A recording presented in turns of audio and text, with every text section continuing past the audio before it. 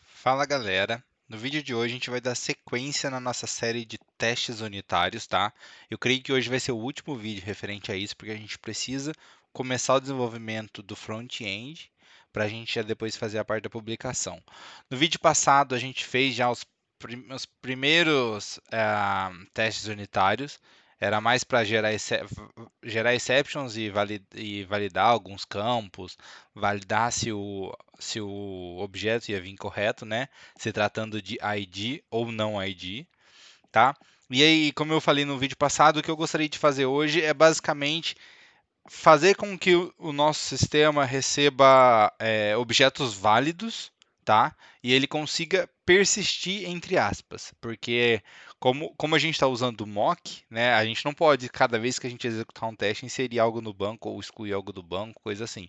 Então, o que a gente tem que fazer agora é simplesmente, a partir desse mock que a gente já tem, é fingir que a gente está inserindo algo no banco, tá? Então, o framework que a gente instalou no vídeo passado de mock, a gente já consegue fazer isso.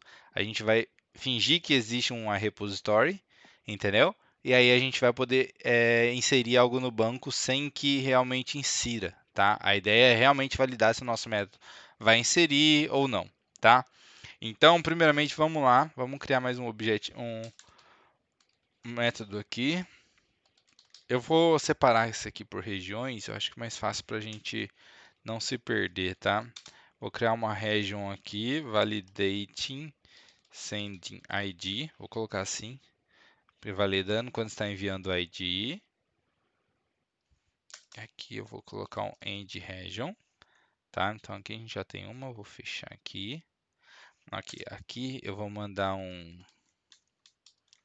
validating correct objects, tá? E depois a gente dá um end region aqui.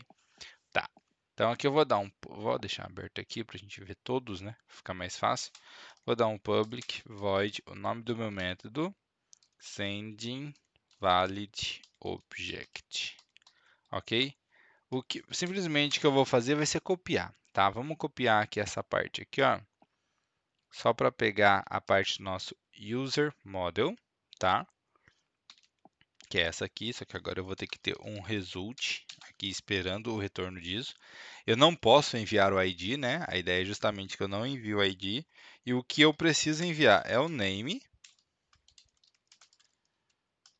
e o e-mail.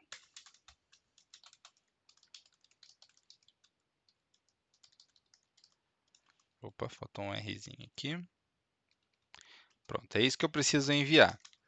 Tá? E aí, o que eu preciso fazer é, o nosso método retorna post, ele retorna um booleano, né?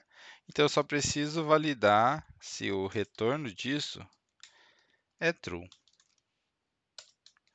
tá? Então agora a gente já tem aqui um método que ele vai validar e se for true, ele vai dar OK. Vamos lá verificar? Rodei. Tá lá, tá salvo. Perceba que se a gente for no nosso banco de dados, a gente já tem 5 aqui, né? Esse aqui já foi inserido muito tempo atrás. Se a gente rodar, não insere um novo. Então, é o que está correto. A gente já está conseguindo fazer, tipo, validar um objeto com os parâmetros obrigatórios. Porém, vamos fazer uma análise aqui agora. Se eu retirar o e-mail, tá? Eu não poderia salvar, correto? Correto? Então, se eu rodar novamente o meu novo método, vamos ver se ele vai salvar. Ele deu válido, ele retornou true. Isso quer dizer que nosso método não está funcional. Ele está deixando passar algumas coisinhas, tá? Então, vou voltar aqui, vou copiar esse aqui, tá? E vou criar uma nova região. Validating required fields, tá? E vou dar um end region aqui. Vou colar aqui e agora eu vou tirar esse valid para colocar invalid object, tá? E eu vou tipo validar somente o e-mail. Não vamos precisar validar algo diferente agora não, tá? Então agora eu preciso fazer o tratamento disso, tá? Onde a gente vai fazer? Na user view model. Por quê? teoricamente, quem faz a validação disso aqui está sendo o front-end, o que não é o correto. A nossa API tem que estar segura de que não se importa o que o front-end mandar, eu vou sempre validar aqui também. Então aqui a gente vai trabalhar com uma ferramenta do .NET, eu diria um pattern de data annotation, que eu vou falar que esse campo aqui, o name, ele é required, tá? E o e-mail também. Os dois são required para mim. Isso quer dizer que agora, se eu validar aqui, ele não pode funcionar. Porém, perceba que se a gente rodar novamente o invalid object, né, que é agora, teoricamente ele tinha que dar um erro, ele não pode dar um true, mas ele vai dar sucesso. Ah lá, ele deu sucesso. Por quê? A gente tem o data annotation aqui, mas em nenhum momento a gente está realizando essa validação. Primeiro de tudo, o correto a se fazer isso, o sempre válido, é aqui no users, tá? Então, se a gente vir aqui no post, a gente pode dar um model state.isValid, tá? Então, eu posso dar um if aqui. Se ele for válido, eu posso retornar um, um erro aqui, tá? Vou retornar qualquer coisa aqui.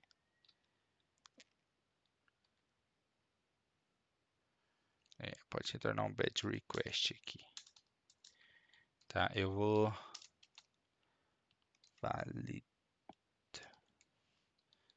isValid, isso mesmo.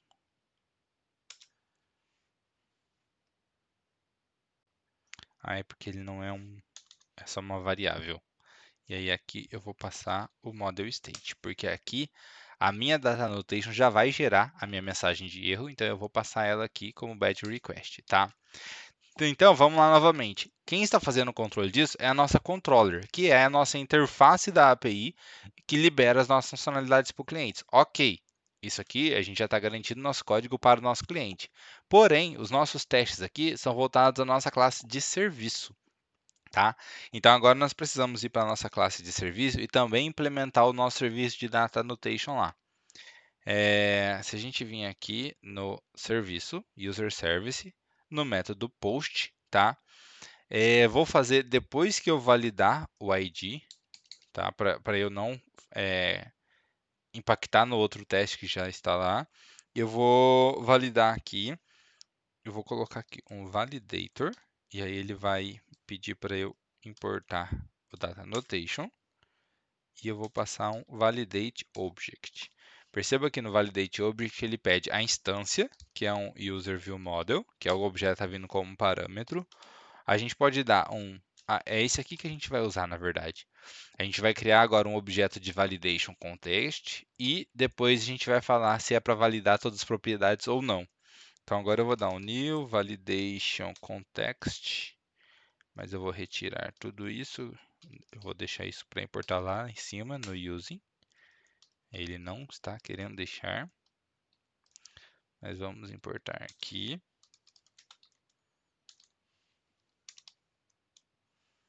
Ele está dando já como igual, é porque talvez ele está dando algum conflito, né? Ah lá, ele está dando algum conflito com o automapper, é por isso que está dando esse problema. Então eu vou criar uma variável aqui, tá? Ah lá, ele deu uma opção, eu crio uma variável aqui, validation context, e passo qual que é o que eu preciso usar. E aí agora se eu abrir, ele está pedindo também a minha instância. Então eu vou passar a minha instância aqui e colocar true para validar todas as propriedades. Pronto. Agora sim, agora se a gente for rodar novamente o nosso teste de enviar um objeto inválido, perceba que ele vai rodar e ele vai gerar um erro, tá? Vamos verificar qual que é o erro? Ah lá, ó, o nosso método está validando the email field is required. Então agora está correto. Então agora vamos aqui e vamos corrigir o nosso método, né? Porque já que ele está enviando um objeto inválido, ele precisa gerar uma exception. Ele não pode retornar como true. Então se a gente pegar aqui a parte da exception, vou até copiar aqui mesmo, não tem importância, mas mais rápido. Eu vou gerar aqui, vou colocar aqui no final um fecha parênteses, tá? E o que ele retorna aqui não é uma exception, vamos olhar lá. Acho que ele já... Não, ele não deu nenhum problema. Ele retorna um validation exception. Então eu tenho que colocar aqui o validation exception, provavelmente é isso mesmo. Ele vai pedir para importar também o data annotation. E aí o que eu vou fazer é copiar esse aqui e colar aqui. Não vou mudar a mensagem, tá? Então, teoricamente, ele tem que dar um erro novamente, mas só para a gente ver se ele vai chegar até aqui. Rodei novamente a nossa aplicação, o nosso teste, né, na verdade. Ah lá, ainda continuou com erro. Por quê? Ele está dando aqui que o esperado era user ID must be empty, mas o que retornou foi the email field is required, que é a mensagem que o Data Annotation já faz para a gente como padrão. Então, a gente precisa mudar aqui. The email field is required. Is required. Ah lá, foi isso mesmo que ele retornou. Agora sim, se a gente rodar novamente, por último, ele ainda não funcionou. Acho que está faltando. Ah, tá faltando um pontinho aqui, ó. Faltou o ponto. Então, vamos lá até fazer funcionar esse.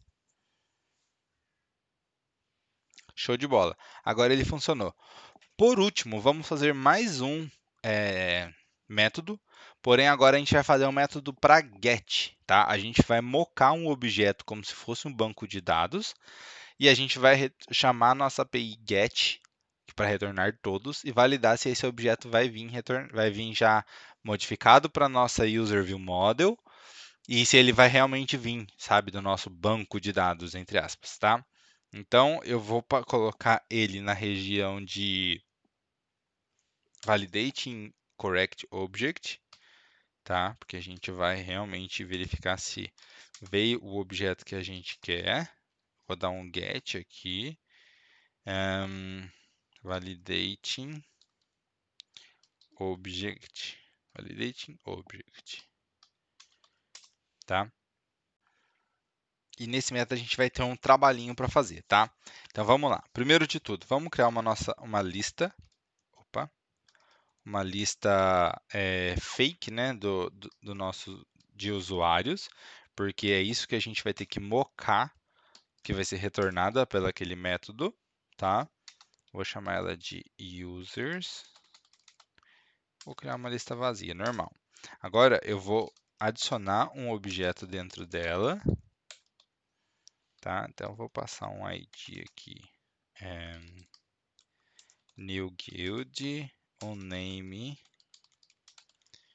tá? Um e-mail.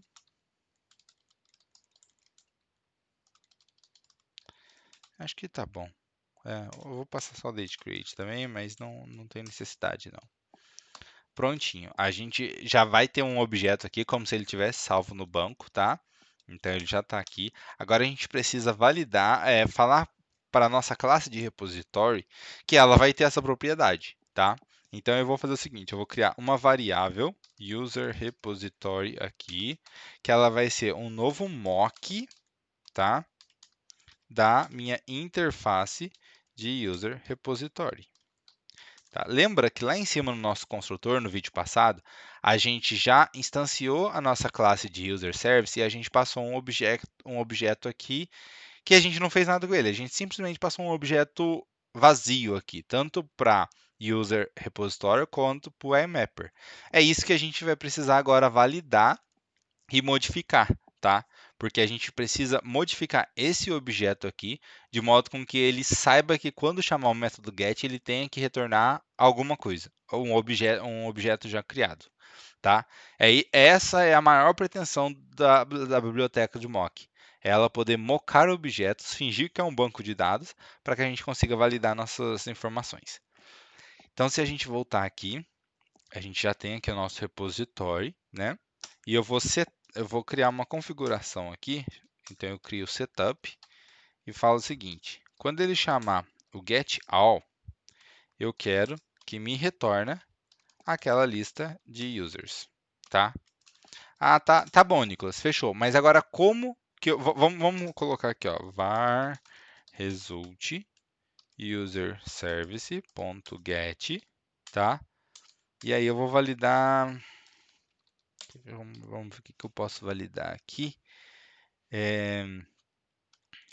Não pode ser o contains. Vamos fazer uma validação simples do true mesmo, tá? Então eu vou falar que o result.count ele tem que ser maior do que 0, tá? Então tá, vamos fazer rapidinho, vamos rodar esse método aqui e ver que vai dar problema. Olha, ele está com os dois ainda, eu vou rodar de novo isso aqui só para ele ficar verdinho. E agora eu vou rodar novamente o get validating object e ele vai dar um erro. Por quê? Olha lá, ele está dando referência não definida. Então ele está com alguma coisa nulo na linha 81, que é basicamente esse aqui. Então está vindo null aqui. Ele não está reconhecendo ainda. Por quê? Porque a gente não colocou o repositório dentro do nosso serviço, tá? Então o que a gente precisa fazer é copiar essa linha aqui, trazer aqui para antes da nossa chamada, tá? E eu vou criar de novo, vou instanciar novamente a nossa classe de user service, porém passando o nosso novo mock, que é esse objeto aqui, que agora sim ele sabe que tem o objeto de usuários. Ah, tá bom, a gente resolveu isso. O problema é, e o IMapper agora? Porque se você olhar aqui dentro do get, a gente converte. E isso vai acontecer o seguinte: se a gente chamar do jeito que está agora, vai bater aqui, ele vai retornar 1, porém, quando chegar aqui, ele não vai conseguir converter, porque ele não tem a referência do AutoMapper nesse mock. E aí ele vai nos retornar true, ele vai retornar nulo, e aí a gente não vai conseguir ir para frente. Então, vamos aqui novamente na nossa classe de testes e vamos também criar o mock, igual a gente fez para user repositório, para o AutoMapper, tá? Então, o que eu vou fazer aqui vai ser var AutoMapper profile, tá? Vou dar um new, vou chamar aquela classe que eu criei, acho que era AutoMapper Setup. Opa, ok. Isso mesmo, que é essa classe aqui que eu criei, olha, AutoMapper Setup, que aqui já contém as nossas configurações que nós precisamos, tá vendo? Não precisamos mais trabalhar com elas. E aí as configurações que eu preciso fazer é var configuration, vou passar um new mapper configuration e vou criar um lambda aqui apenas para adicionar um perfil, que é esse que eu criei acima, AutoMapper Profile. Tá? E aí, por último, o que a gente precisa fazer é simplesmente criar a nossa interface do iMapper, que é até porque é ela que a gente precisa utilizá-la, né? Vou criar aqui New Mapper e passar a configuração necessária. Isso aqui normalmente a gente faz lá no startup da nossa aplicação, porém, como a gente precisa fazer isso também no nosso teste, a gente faz aqui dentro da nossa classe mesmo. Depois a gente pode fazer uma refaturação nisso, criar objetos privados para fazer essas pré-configurações, mas agora vamos fazer aqui até porque vai ser só esse método no momento que vai conter essas configurações. Feito isso, eu vou copiar a nossa interface e eu vou colar aqui. A gente não precisa mais criar um mock vazio. Então agora sim, eu criei. Vamos debugar para a gente entender como que isso está funcionando? Vou dar um debug aqui, ó. Vou clicar com o botão direito, debug. Ele vai rodar a nossa aplicação, tudo certinho. Ah lá, ele chegou até aqui, eu tenho o objeto aqui do mock e eu tenho o AutoMap, as configurações dele. Então, se eu der um F11, opa, entrei nessa linha aqui, ah lá, ele vai chamar o repository, ele vai retornar 1, que é aquele objeto que a gente criou. Ah lá, é o objetinho que a gente criou. Eu vou convertê-lo, ah lá, ele já converteu para user models, são os 3 objetos que a gente precisa, e está aqui. A gente tem um objeto aqui já, que é o que a gente precisa. Então, se bater o count, ele vai dar 1 e ele vai dar mais do que 0. Então, está feito. A gente já conseguiu criar esse método também. Tá? Espero que eu tenha passado o conhecimento para a gente conseguir realmente usufruir da biblioteca de mock e a gente ter entendido essa questão de data annotations para validar os campos obrigatórios ou não. E nos vemos no próximo vídeo, onde a gente vai começar a falar dos projetos front-end, agora que a gente já tem nossa API pronta, o CRUD de autenticação, o nosso Swagger com a documentação dela pronta e os nossos testes unitários para a gente poder falar para o nosso cliente, olha, tá aqui as nossas funcionalidades, os testes são esses, agora você precisa só utilizar, que está tudo liberado, tá? Então, muito obrigado por esse vídeo, muito obrigado por assistir até aqui e nos vemos no próximo vídeo, galera.